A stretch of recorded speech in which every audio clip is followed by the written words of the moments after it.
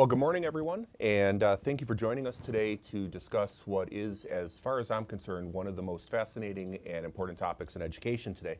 My name is Gary Weiserman, and I'm the headmaster of the eponymous Milken Community Schools. And we're joined today by a distinguished and august panel. I'd like to introduce them. To my left is Mimi Ito. Mimi is a research director of the Digital Media and Learning Research Hub at the University of California, Irvine.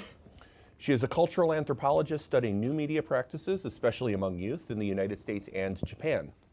She also chairs the MacArthur Research Network on Connected Learning. She is a professor in residence at the University of California Humanities Research Institute and has appointments at UCal Irvine's Department of Informatics and the Department of Anthropology. She is also the John D. and Catherine T. MacArthur Foundation Chair in Digital Media and Learning. Most important as far as my 13-year-old child is concerned, she is the co-founder and CEO of Connected Camps, which is an online Minecraft camp for youth. She holds a PhD in education and another doctorate in anthropology, both from Stanford University. Mimi, thank you for being with us. Thanks, Gary. To my far left is Jeff Kupperman. Jeff is an associate professor of education at the University of Michigan Flint and a founding board member of the Institute for Innovation in Education. He is a core member of the university's Interactive Communications and Simulations Group. His work focuses on the development of technology-mediated programs that allow K-12 and university students to push the boundaries of play, communication, social action, and culture. Kupperman has been instrumental in the design and implementation of numerous web-based educational programs, including DevInfo GameWorks, which was the recipient of a 2009 MacArthur Foundation Digital Media and Learning Award, the Arab-Israeli conflict simulation, Place Out of Time, and the Michigan Student Caucus. Jeff, welcome. Thank you. Thanks, Gary. And to my right is Nolan Bushnell. Nolan is the chairman and CEO of BrainRush Incorporated and the founder of Atari. He is the only person I know, or have ever sat next to immediately, who single-handedly founded an entire industry when he founded Atari in 1972 and gave the world Pong, the first blockbuster video game. With his latest startup, BrainRush, he hopes to fix education with software that uses gamification principles to addict students to learning. A prolific entrepreneur, Bushnell has started more than 20 companies, including Catalyst Technologies, the first Silicon Valley incubator, and ETOC, the first in-car navigation system, as well as Chuck E. Cheese Pizza Time Theater, which actually, since I have two young children, at some point has taken up their entire college tuition. My condolences. Thank you.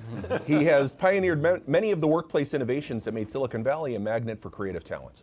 Today, his design credo, that games should be easy to learn and difficult to master, is inspiring a new generation of developers. Bushnell was the only person ever to hire Steve Jobs, which he details in his 2013 book, Finding the Next Steve Jobs. A biopic tentatively titled Atari and slated to star Leonardo DiCaprio as Bushnell. Really? That's fantastic. I wanted them to use somebody handsome. I understand. It's currently in pre-production. So welcome, Nolan. And I want to preface my first question to our panel with a little bit of background. You know, historically, the dominant metaphor for schooling and thus learning, which are two unique domains that are frequently conflated, has been one of work. You know, we all heard about this as kids, right? We were told that learning is serious business and that the opposite of work is play. And play is what you did on your free time, but when you're a kid, learning was your job. Somehow, and maybe resultantly, play, and games in particular, became vilified, and especially games that are digitally based. If we could go to slide 9, so much of the so-called research that was done during the 1990s and the first decade of this century portrays the effect of gaming in a negative light as being something that would turn our teenagers' brains to mush. This is the face of gaming that has been preeminent in the media, and yet in actuality, if you go to slide 10, research has actually showed that gaming has a far more active and positive impact. These images, 4 of many by Toledano, are from a research series that connects gameplay to empowerment, to curiosity, to joy, to awe, and to pride. Some of the most interesting research in the field is being done by our colleague Jane McGonigal, if you could go to slide 11, who has studied the effects of gaming on the human brain via the use of functional MRI imaging.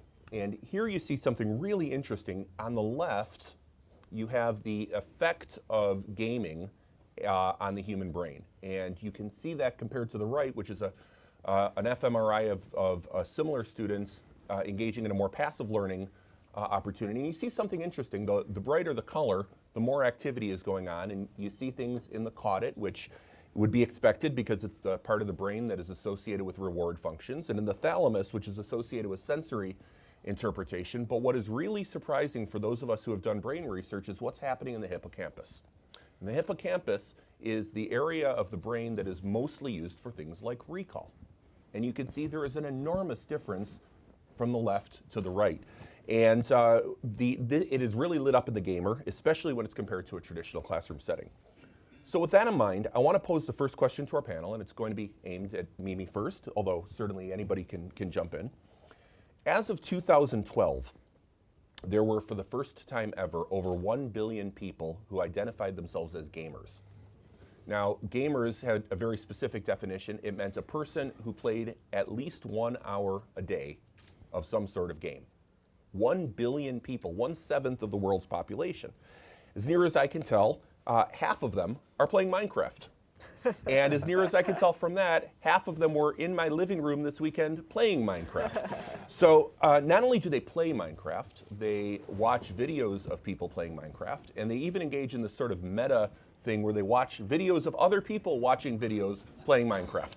It's really an amazing thing. In Sweden, there is now a school that requires its students to take an introductory course in Minecraft because it's such a powerful platform for interaction.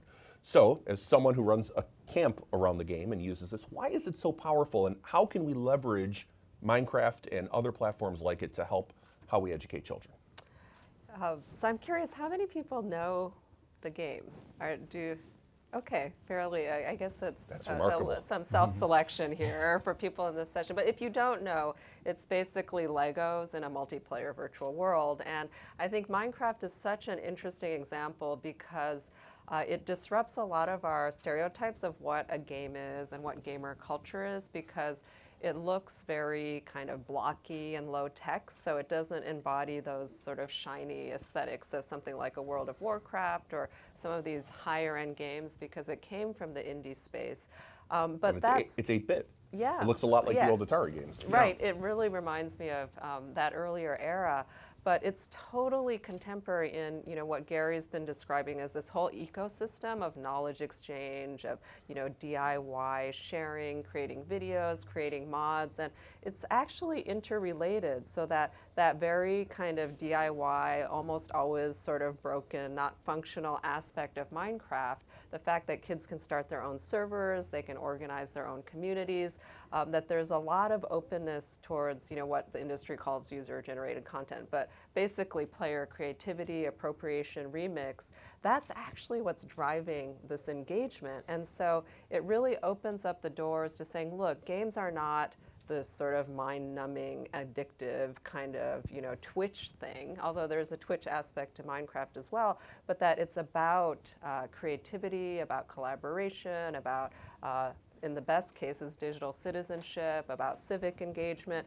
It's really what you make of it, and I think that's where the opportunity for education is and also the imperative for education, because a lot of times when we say, oh, games are, worthless, and our role as adults is to limit access and to monitor time rather than engaging with what kids are doing, then it really misses the opportunity to make these spaces into intergenerational learning opportunities. And that's what we're trying to do with the camp, is saying, look, we value that kind of meaningful purpose, the engagement, the fun that comes with gaming culture, but we also think that we can mine that engagement for educational purposes if educators, parents, and so on are actively engaged. So we create a player community that has like a very specific code of conduct. We train teenage counselors to work within the space and work with little kids. And so we're trying to both embrace the culture of gaming, but also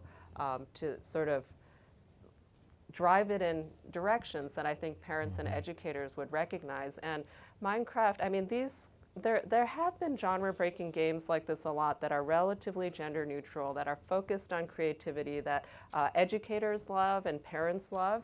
SimCity is a historical example. Something like Pokemon also sits within that space. Certain tools and communities like Scratch. But the difference with Minecraft is that it is so massive. It's becoming the platform for social communication for kids, the language for communication in digital, the digital language for communication. And so in that sense, it's unprecedented. It is the most played game of all time. And it's played not only in-game, but as Gary was saying, through all of these other channels. Mimi, why is it that Minecraft has been so successful in a way that something similar in many respects, like Second Life, never was? Well, I think there's several components to that. So, when I was doing research on things like Pokemon and Yu-Gi-Oh, the fact that it's embedded within a media mix that enables lots of different genres of participation, from, watching YouTube videos to playing survival mode, playing creative mode, that it really has a diversity of avenues in. I think that's why it's more welcoming to girls, for example. That's one thing that we know really makes a difference. And the other is just how much it really is centered around kind of this getting under the hood, tinkering, creativity, making, that's so fundamental. And it's part of, I think the indie roots is really what's culturally so engaging, that, we know from all our research on learning and engagement in games that, when players feel ownership, agency, that is actually what makes games sticky. And so the shinier it is, the less it just becomes harder to mod and create and make your own. So like when our May kids have more initial gravity, but less stickiness. That's right, because the kids, like from day one, you have to like build your house so that the monsters don't kill you. Like from the very beginning, you're in there making and creating, and the whole tool set is designed to get players in there doing, customizing from the very beginning. And then partially, they just, like the early culture, they kept releasing stuff, things stopped working, like things were broken all the time. And that is also just an invitation for players to do something with it. It's also the very blockiness means that it can be run on some very, very lightweight platforms. Even a Raspberry Pi, which you can get for $30. Yeah, and it's not a big bandwidth hog either. So therefore, it's enabling a whole bunch of people who have modest budgets. So Nolan, let's use that as a quick bridge. One of the most interesting questions in the field is, clearly games can be used as a powerful teaching and learning tool, but for teaching and learning what? And that always ends up being part of the question. Your company, BrainRush, began focusing on knowledge acquisition and more recently has made the transition into more immersive opportunities like virtual reality. Knowing your background as a futurist, where do you see the envelope on the far end of the technological spectrum heading, and how might things like augmented reality games and virtual reality help us think about how we teach and learn? One of the things that games do very well is to provide context. We all know that the more the kids know why they're learning something, it's more important than just say, learn this because it's going to be good for you. That doesn't work. And so the game construct allows a contextual learning of what they're doing. And, we started sort of at the bottom rungs of Bloom's taxonomy, and now we're getting up higher. And one of the things that's really great about Minecraft is that it's pretty high in that construct. What we found, however, though, is that if I were really going to be a futurist, I'm going to probably piss half of you off, is that I actually think the teacher as docent, as opposed to a classroom. I actually think there's a classroom tyranny that has grown up, and a classroom implies batch processing. And I believe that it is, in fact, a tyranny. and that what we really need is a classroom of one, so that everybody can move at their own speed, at their own pace, at their own time, and that a classroom implies batch processing, and I believe that's way out of date. And so the computer constructs of games and presentation of knowledge, I think, will take over and be a much more effective educational environment. I think of Spock standing in the knowledge pit, and I think that we're going to be moving much closer to that in the future, with the benefit that I believe that we can impart everything that kids know today in less than an hour a day, opening the gate for a whole bunch of projects-based learning. And I just think that today's schools are massively, massively inefficient. The other tyranny of the classroom is the amount of time that is spent creating order. That's boring for everybody.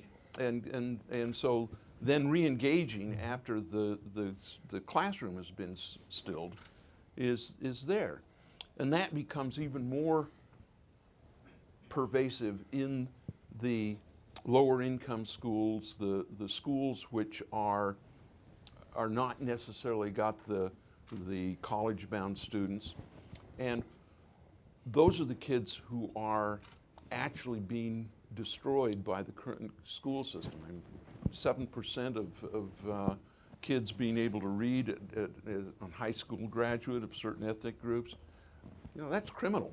And we just have to do a better job of having, literally, without stealing some words, no child left behind. So how can immersive technology be used in that regard? Very easily. The immersive technologies are AR and VR, in which you are able to create artificial constructs, which is a better way to understand biology, to travel through the blood system as an observer, or to dissect a frog. And I think the circulatory system viewed from the inside out is probably more interesting. Become a virtual corpuscle. Miss Frizzle from, what was the name of that show? Magic The School Magic Bus. School Bus certainly thought so. Right? Exactly. But VR becomes such an analog for being in an impossible place at an impossible time. And that is fascinating to kids when they're trying to understand not just the what, but the where and the why. So that's a wonderful transition into some of the work that Jeff does. Jeff, you create a different kind of virtual reality in a lot of the simulation activities that you do. And much of your work has been both low tech or no tech, and all of it has been informed by what we call the iceberg theory, which says that what happens online is just the tip of the iceberg. The social context that happens around the game actually becomes what's under the water and more interesting. Can you talk a little bit about how you might go about constructing virtual realities in a textual way or in a no-tech way? So that's a really interesting question, and I'm going to answer a different one first, because of I wanted to respond quickly. It's occupational hazard. Because I wanted to respond to some of the things that all three of you said. You started out, Gary, by saying that making a contrast between work and games, and sort of talking about the stigma that there is about games, especially in learning. Well, what's engaging about games, right? Well, they have high challenge. They have a high tolerance for fast failure. They reward improvement and growth over time. I was at the panel about innovative organizational cultures, and those are exactly the characteristics of an innovative organization. And nobody says to Hyatt Hotels, oh, you guys aren't working, you're playing a game, right? Yeah. So why are we then saying, if we do those things in school, why is that, oh, you're playing a game, you're not learning? because we know that adults learn when they're in these environments. The problem is that in schools, we have created an environment where you're punished for failure, where there's everything, not everything, but many things are very high stakes, and as Robert Keegan said yesterday, there's a performance culture versus a practice culture, and so everything is about performance. It's about the end result, not what you do along the way. Which are exactly the sort of characteristics that oppose innovation. And oppose learning, because it's very hard to learn when you're so scared that you might fail, and that failure is going to be on your permanent record and determine how successful you are in life. I mean, this is, and especially as we get older, progress through school, these failures stay with us, and that's a really toxic environment for learning. And we know that. We know that for adult learning. Why don't we know that for kids learning?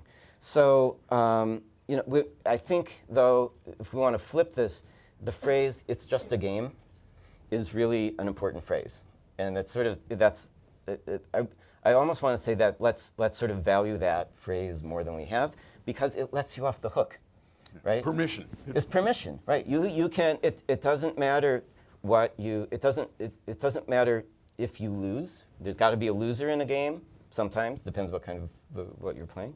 But it's okay if it doesn't work out, because it's just a game. So if we can do that and also value the learning that that goes on during that play of a game, or however you want to call it, I think we can make progress. And I don't know if we need to get away from the word game in terms of learning because of the stigma that's attached to it, or Is the phrase playful learning perhaps more? So maybe we want to be playful, and as you described Minecraft, it sounds a lot like play rather. I mean, we don't call Lego a game. Why do we call Minecraft a game? I'm not sure where that distinction is, but you're building things, you're experimenting, you're exploring. Toys. A toy. Yeah. I mean, so child development experts have all sorts of categories for play: dramatic play, fantasy, exploratory, manipulative, and all of these things seem to be in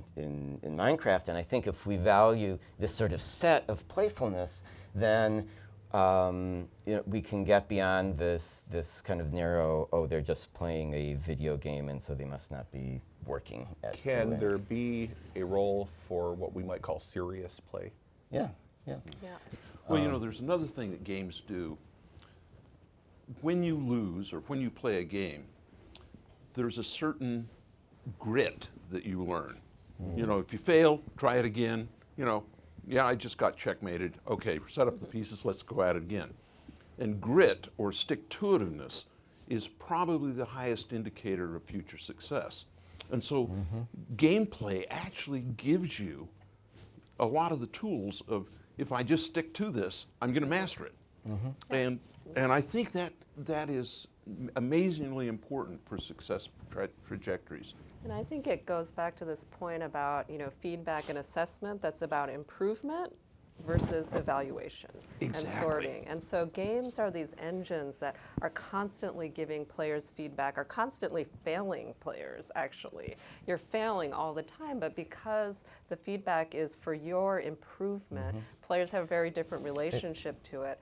And I think the other big piece is that, which gets to the serious piece, is that contrary to what we might think of as play, the reason why games are engaging is both that interactivity, but also the fact that you're doing activity within some meaningful purpose, right? Unlike, learning for the sake of learning. So what we find is when gamers are engaged, whether it's, very simple skills-based or something super complex like running a Minecraft server, because there's a reason, there's an activity that they're doing. So, okay. They're not learning skills. They're doing this awesome thing. So Mimi, this is an excellent point, and I want to push on that a little bit. Yeah. When we talk about traditional curriculum in schools, we talk about scope and sequence. On February 3rd, the kids are going to be learning X, Y, and Z, and this is how we're going to know what they learned, and this is how we're going to measure what they learned. In a game, we don't know what a student may learn when they play. Right. we might be able to maximize the likelihood that they're going to learn something valuable, but we don't necessarily know what that is. And so as much as it's more control in the student's hand or the Yeah. player's hand, it is from an educational perspective a very large power shift. It is a power shift that I think requires like really creative and new kinds of thinking for educational assessment. But there's also some very interesting new forms of what my colleagues call stealth assessment or embedded assessments that allow you to have a very different set of metrics that are contextualized. How many of you have heard of stealth assessment? Can you give a quick? So basically, like within a game, it's always collecting data about your performance, right? So there's actually much more performance-based data that is more valid than giving kids a quiz afterwards to figure out, rather than try to extract it from their heads in some other format. You know, you can actually see how they performed on these tests, and that's a much more robust measure of learning Very much. than externalized assessment. And you know, the tragic thing about the school-based assessment is from the learning sciences, we've known for decades that this doesn't work, that knowledge doesn't transfer this way, that direct instruction doesn't work. Like the science is very, very definitive on this, that the way in which our whole testing apparatus and the direct instruction apparatus of traditional schooling, we know it doesn't work. It's just institutionalized as our pathway for how we assess the value of education. So it's very hard to change. I'm not saying that it's like an easy thing, but the science is very clear. Like when kids are interested, when they're engaged, when they're learning as part of meaningful purpose, it's much more resilient. It's much more interesting and engaging to kids, and it has a lasting impact that can transfer outside of the classroom setting much more. We just know that. You know, really simple example from gaming, my colleague Constance Steinkuhler, she has been doing World of Warcraft work with sort of low achieving rural teens, and when they're reading something that's relevant to the game, they score well above grade level on reading. If you give them a school textbook that they have no context or interest in, they're well below grade level. The same kids. So interest matters, culture matters, identity, caring, relevance, it matters. There's also play to mastery, which I think has not been as focused on as we could. But getting a C in math when you're in the 5th grade means that you probably don't know an awful lot about math. And math is very additive. And so if you keep passing somebody who only knows 60% of the material, it's cumulative to the point where all of a sudden you go into calculus or into algebra and you're just toast. And so if you make sure that everybody masters 100% everything they do, and you can do that in games, Well, that's really important. when you play even one of the old side-scrolling games that you might have played on the Nintendo 64 or even the Atari 2600, there's frequently a boss level. Yes. And when you get to the boss level, which is sort of the final exam, what happens when you fail? You try again. Yeah. Play to mastery. I mean, you said the word feedback a little while ago, and I Yeah. think that is really crucial. We've known about this for a long time. I mean, Maria Montessori, she would say the environment is the teacher, right? You get feedback, of course you get feedback from electronic games, but you get feedback from the environment too. And if you watch a young kid playing, they're getting feedback from things all the time. And some of the work that I've been doing has been trying to bring that sort of kind of play up to even the adult level. Could we put slide number 1 on it, I think? So we had this project a little while ago where we made a physical cabinet of curiosity. So those of you in museums may know that before there were museums, there were cabinets of curiosities. Well, this is a cabinet full of things that will help you make people curious. And there are constraints, but they're not constraints of like rules or sort of the gameplay, but just constraints of the materials. And so if we can go to the next one. You take out these materials and explore, and we had a whole room of people at a conference a few years ago just exploring and talking about this, and we had the same sort of buzz that sometimes you feel in a sports game or when you see a bunch of kids playing playing That's Minecraft. brilliant. I love that. So, and then we try, when we do conferences, if we could go to slide 3, we try to always have manipulatives, cards, or these sort of magneto-poetry words, and we use those to make conference session titles in the next slide. And there's something about even though we don't tell people how to use them, there's constraints in the materials that kind of informs or sort of supports this playful, sort of a playful attitude. Is this that we done have. in sort of an unconference setting where, It's- where we're going to talk about something, but we have to figure out how to use the magnetic poetry to You come have, up with you the have to topic? come up with a title based on, everybody gets 2 or 3, they get an envelope like this, and then they look and they say, oh, I have the word containers. I wonder what kind of session I could make with that. And then they sort of trade and put their words together. There's a lot of German board games coming out. They're called German board games, but this resurgent of interesting board games for adults. My son currently has a $200 a month habit on those. And It's like Settlers of Catan, that sort of thing? yeah, but now that has just spawned a whole bunch of others that have some of this construct. I've got to tell a quick anecdote here. Mrs. Cook's 3rd grade class had a magic science box. And I was assigned, and she'd assigned one of the kids to kind of do a demonstration for the other kids in the class. So I got to go in the back of the room, play with the magic science box for the unit on electricity. That was the epiphany in which that night I went home and got all the flashlights and batteries and pieces of wire and started tinkering and never stopped. And the magic curiosity science box. That's fantastic. That's fantastic. So we've been talking about games where games become the medium that students participate in. But there's an old adage that my mentor, Fred Goodman, used to say that I personally subscribe to, and I imagine there will be some agreements here, that you might learn something from playing a game, but you will always learn something from designing a game. Yes. How can we get young people into the habit not just of playing games, but designing them where they have to manipulate both information and knowledge in order to prepare a game? Right. I have 5 sons and 3 daughters, and one of the epiphanies, there were these editors, level editors in some of the games early on, starting in probably 20 years ago. And I started my kids saying, let's not do this. Make your own level. And then we could do that in Minecraft, and we could do Warcraft, and not Worlds of Warcraft, Warcraft, long time ago. but also, all of a sudden, there was this level editor for Doom. And that was magical. It was a little bit harder, but the kids started doing that. And I actually believe that they all became game designers because of the steps from level editor.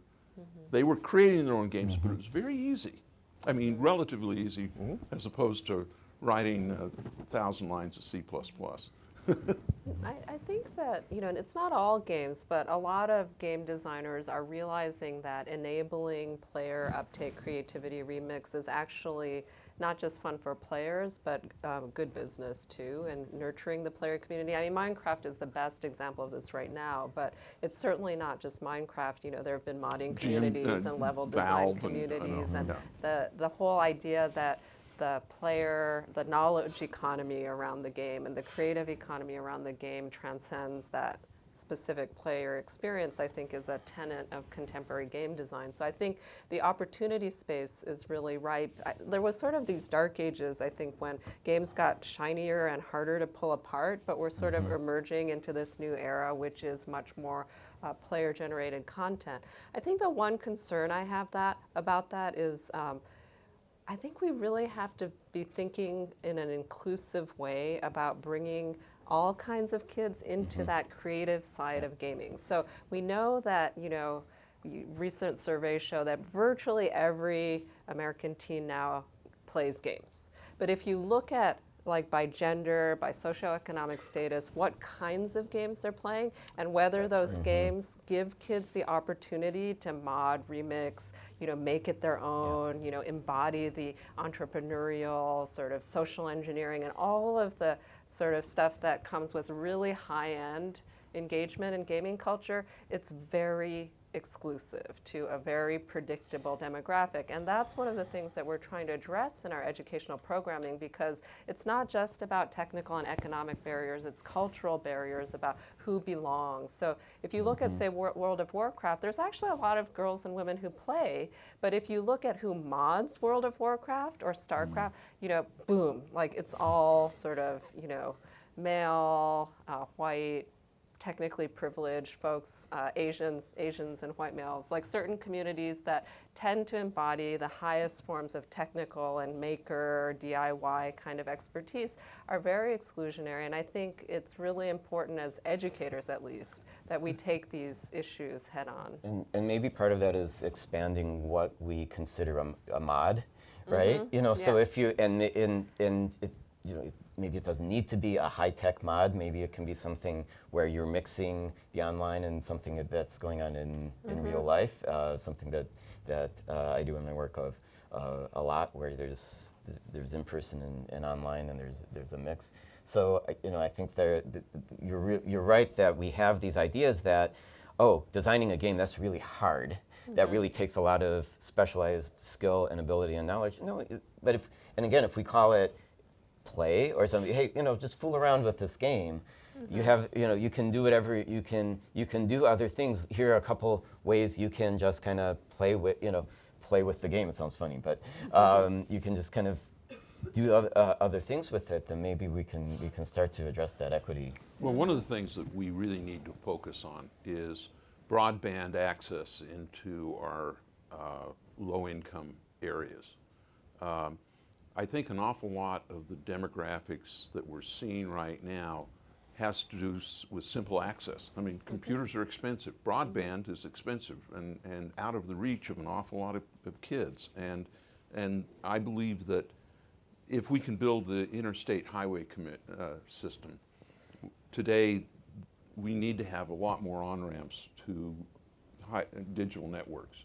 I mean, the Korea, who did it 15 years ago, basically enabled their whole society, all at once, and the society has had massive success because of that. Well, and it's interesting because, of course, the most obvious on-ramp for many of our students is through their smartphones, which frequently come with broadband access. It's much easier to carry. And yet the first thing schools do is ban phones, right? Take them out of their hands. We're talking about games and education, and of course we've restricted our conversation so far primarily to education of children. But I'm looking around the audience, and I'm not seeing a whole lot of children in here. How many of you count yourself as a gamer? How many of you play games?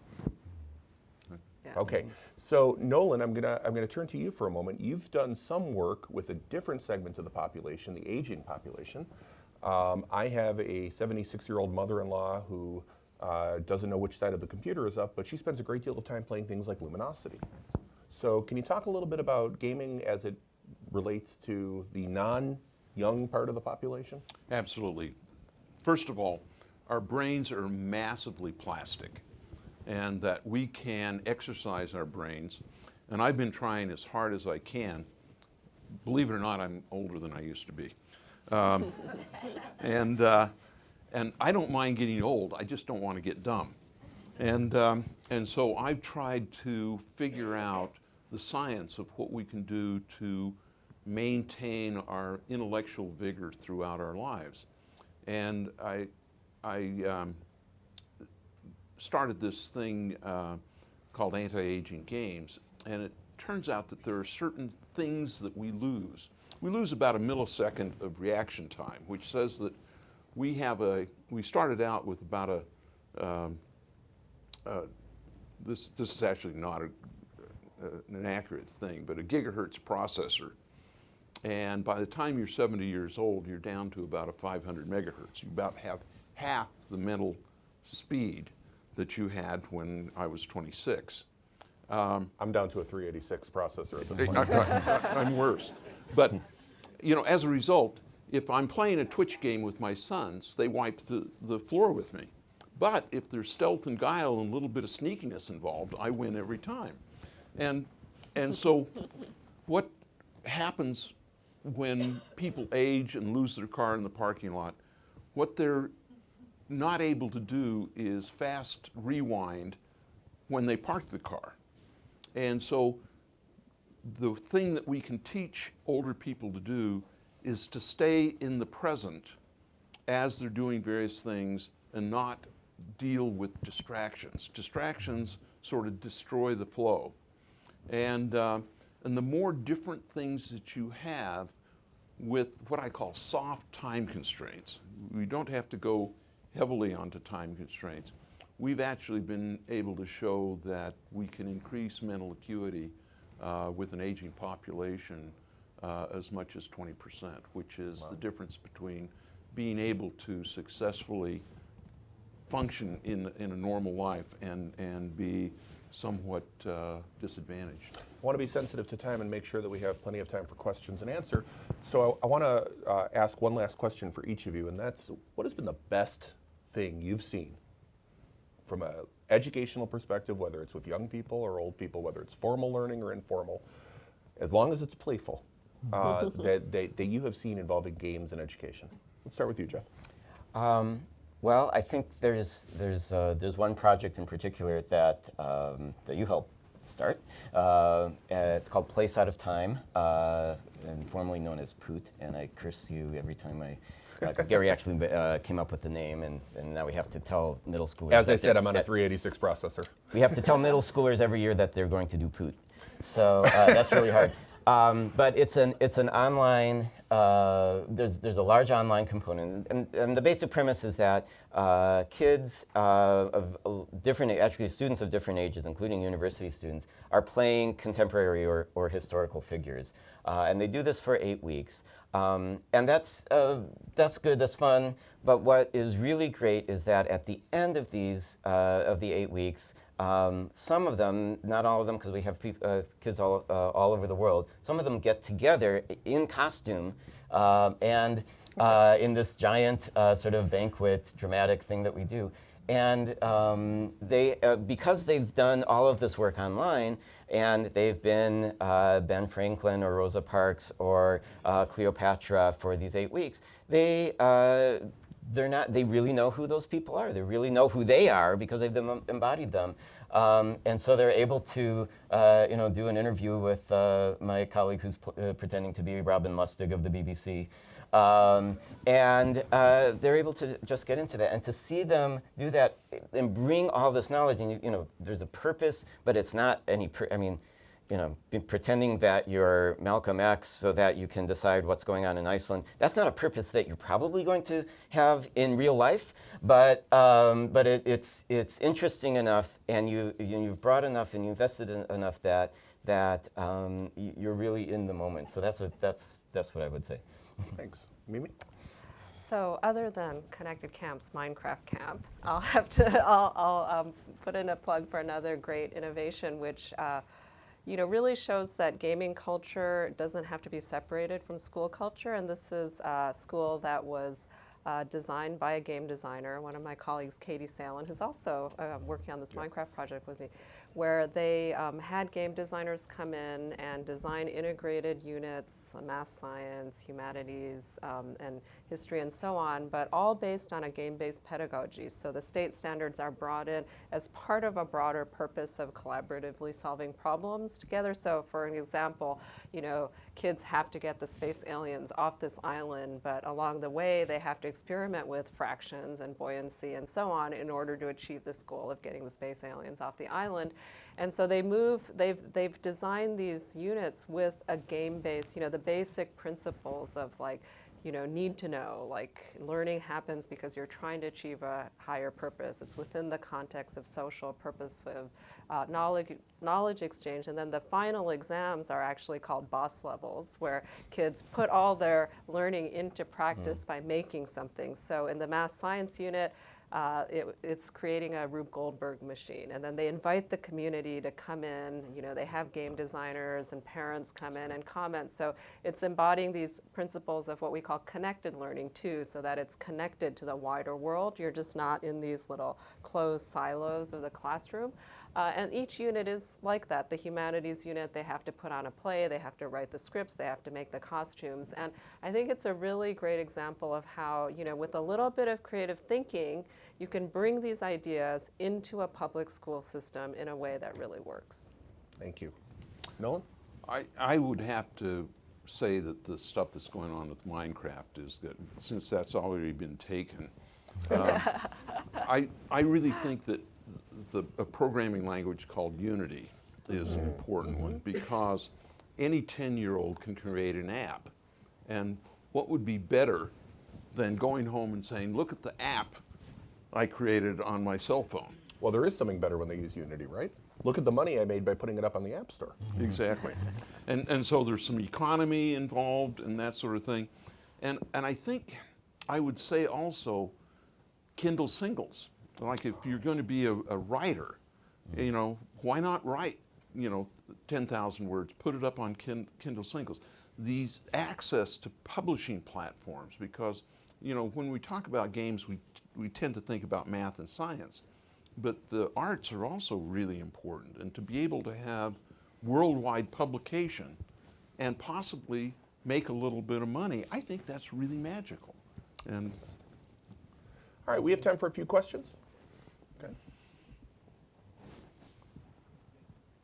Great. I'll speak loud. Thank you for your comments. I appreciate it. I definitely see more technology being used in my kids' classrooms, and but I wonder, is technology sometimes often used too much of a crutch, and it's always a good thing, and that it seems like there's more of a focus on technology and kids embracing technology so much so today, and there's less and less of a focus on some of kind of the core things.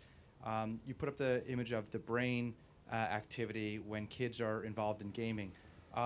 Would we see anything different if kids were, equally engaged in building complex Legos or out playing on a sports field, having an understanding of the awareness of what's happening around them, or designing an art project?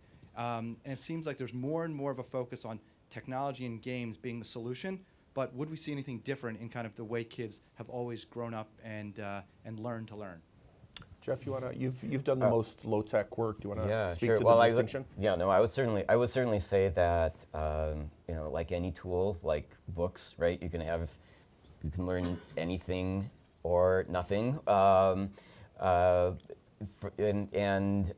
it's really how you use that technology. And I think it's a really good thing to be wary of this idea that the tool will cause learning. Well, the tool doesn't cause learning. The way you use it causes the way you learn with the tool, not from the tool. So it's very important to have to give people permission to be playful, to be gameful in lots of different ways. And I think technology can be really, really, really powerful. It can connect people. It can help people create worlds that otherwise they could not create. And so if we're aware of those possibilities, but also aware that the experience really matters, you don't get that automatically. I think you want to really separate the difference between passive and active. Passive doesn't work, active does. For example, if you can daydream while you're doing it, that's passive.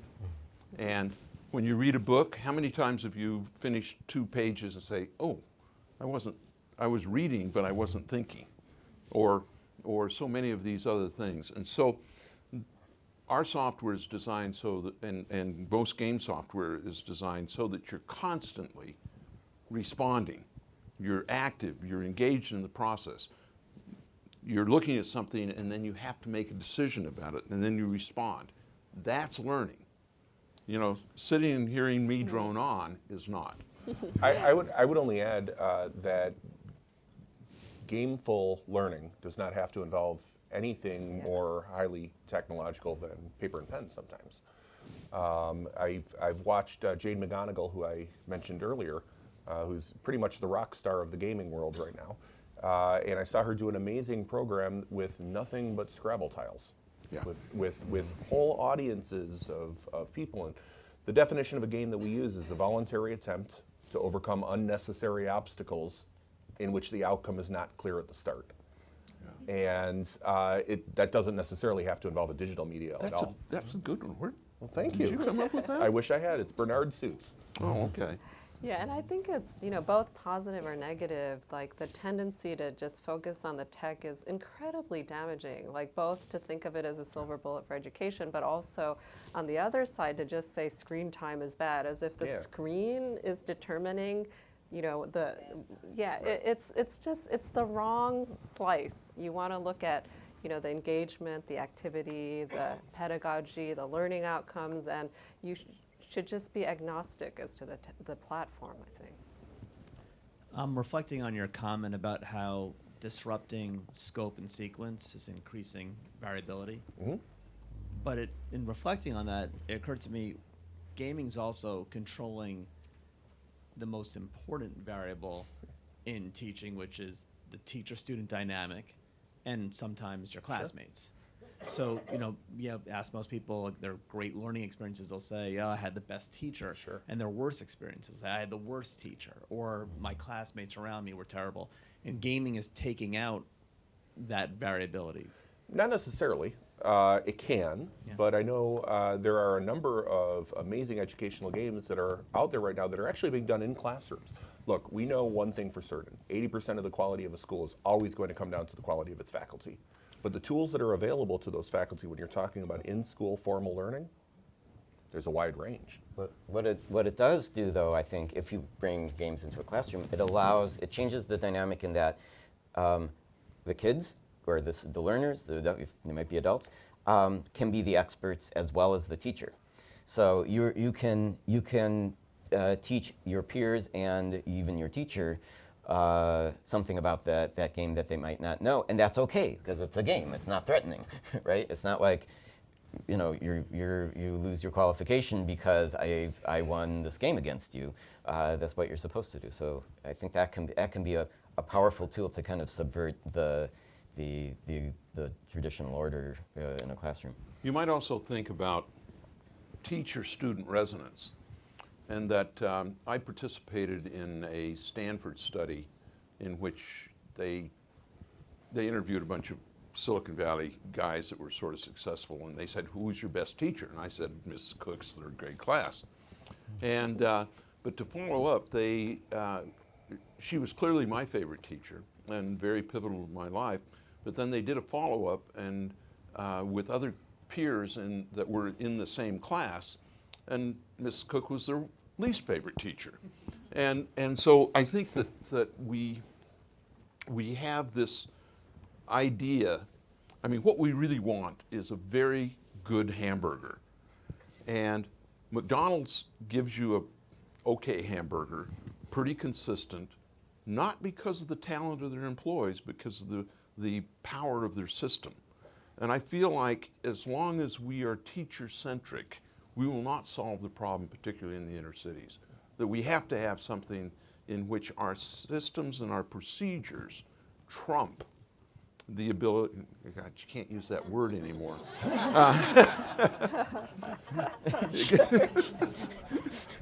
Every conference topic always comes down to presidential politics. But I think we have to make sure that our systems create this equality of opportunity that right now we don't have. And it just frustrates me that so many kids are just being swept under by a bureaucratic school system that doesn't care about the kids who have bad parents. And that we've got to be able to rescue those people. And anyway. We have a couple of questions over here. Oh, sorry. But first, Hello, my name is John Hawley. So, to give you a quick little background, there was a game that I played a long time ago, something about math and conquering something with an evil mastermind. I don't know if you know what it is. Anyways, went on to, I think, probably one of the only people in Virginia to have perfect algebra and geometry SOLs. I contribute most of it probably to that game. So moving forward, you probably can't tell, but I'm pregnant and due in September. Congratulations to my congratulations. wife. Thank you. But for us, we've had the conversation at what point do we introduce games or even television or anything into the life of my future unborn daughter, for brain development and whatnot. So is there an age where they shouldn't be looking at electronic devices, and when can they? And do you know? Well, those are Immediately. Those are two separate questions, right? When should they start using digital devices, and when should you start playing games with them? Yes, right? sir. Okay. I think that my youngest son, just because the technology at the time, was my earliest to start on technology. And he was about 1, and I have this wonderful picture of him with a bottle in his left hand, a mouse in his right hand, and a binky, and he would just love to come down. He says, I'm working with Dad, and he'd come down to my office, and I had a computer set up for him. And at about 3 or 4, he said, Dad, I could do better on this game if I could read.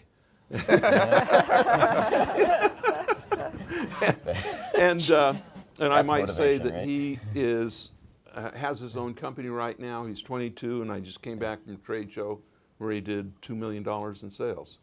And I have it on good faith that he reads. Yeah. He does now. Okay. The NAEYC, the National Association for Education of Young Children, just changed their recommendations. They used to say, until very recently, no screen time until you're at least 2, and then only very limited. And now, basically, they say, use good judgment. Be smart. Be smart. Don't. Not all screen time is equal. Yeah, not all screen time is equal. It matters. So again, it's a tool. If you're not going outside, then. Grand Theft Auto for your 2-year-old is not Yeah. indicated. Right. Yeah, and I think, But I would offer that definition matters again, right? Yeah. The voluntary attempt, I'm choosing to do it, to overcome unnecessary obstacles. It's what makes it a game. It's what makes golf a game, right? We hit the ball with funny sticks rather than dropping it in the hole, in which the outcome is unclear at the start. That's a really broad definition. I would argue that's predominantly what we do with young children. life. That's right. yeah. And I do think that, the exercise judgment thing, it's true, and it's very specific to the life of your family and what your interests are and the level of engagement you have in activities. So I do think that,